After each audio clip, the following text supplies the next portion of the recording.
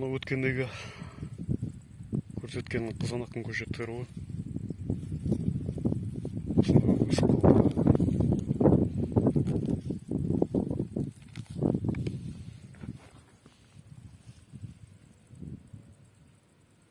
Сорты Лоджин F1.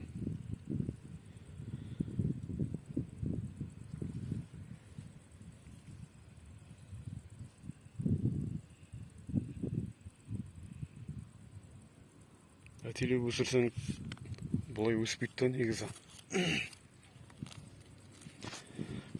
Өздігінен шыққан, енді тұқымдан шыққандар жақсы өседі негізінде.